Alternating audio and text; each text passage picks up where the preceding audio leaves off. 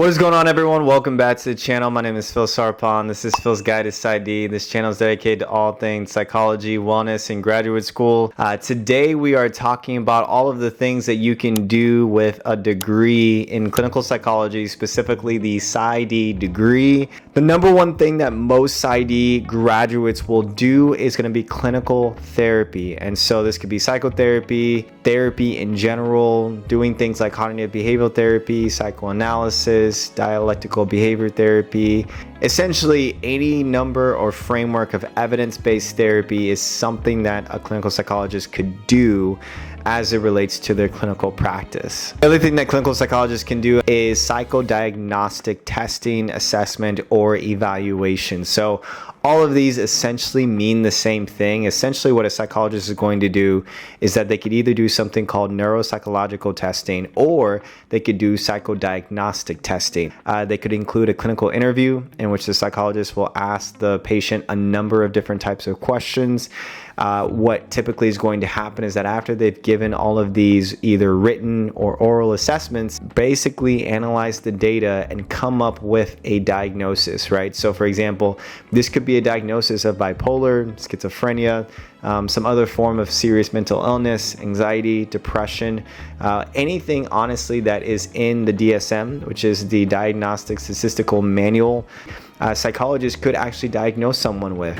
The other thing that you can do with a PsyD is that you could open up a private practice.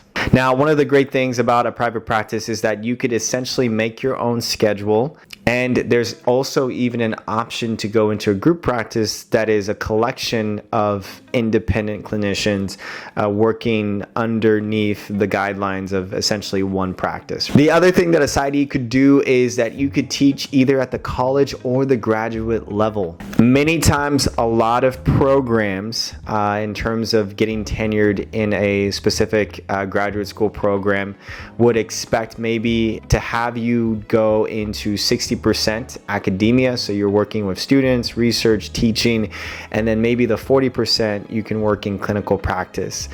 This is also key when you start to think about working in hospitals or academic medical centers.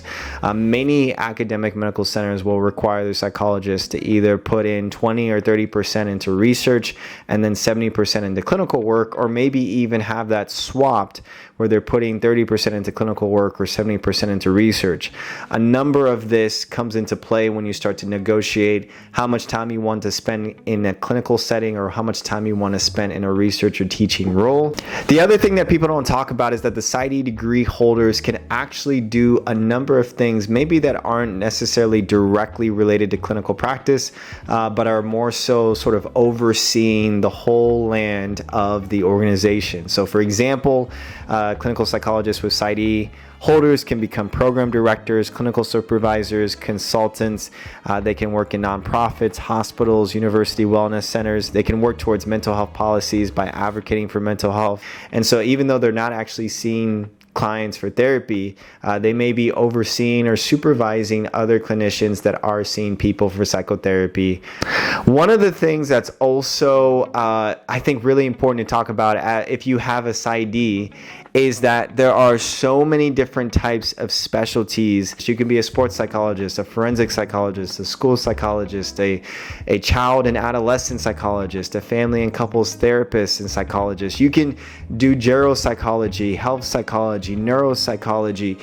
You can go into so many different specialties. And so essentially, when you go into graduate school, those graduate programs may have specific tracks. They might have a neuropsychology track, a trauma track, a sports track.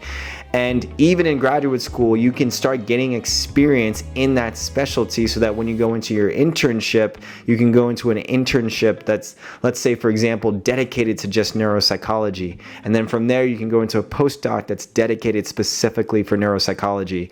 So you can start looking into these tracks even in graduate school. But let's say you actually just become a generalist and you're just a general clinical psychologist.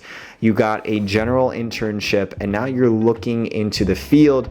You could still specialize even at the postdoc level. The other thing about a PsyD is that even though the PsyD isn't specifically focused on research, you could still do research.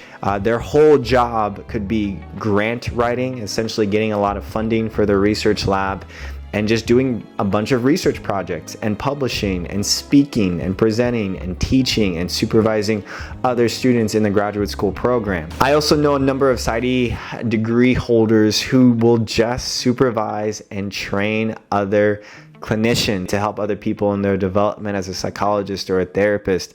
You get to help extern students or students in graduate school who are developing some of these skills. You could be a consultant for either firms or companies or organizations as it relates to some psychological practices that they're trying to implement. On top of all of the specialties that you could go into, whether it's in the postdocs or the fellowships or then maybe into other different programs, you could also get a number of certifications, whether you want to certify in sleep, in pain, in health, in weight management, in bariatrics, in EMDR, in DBT.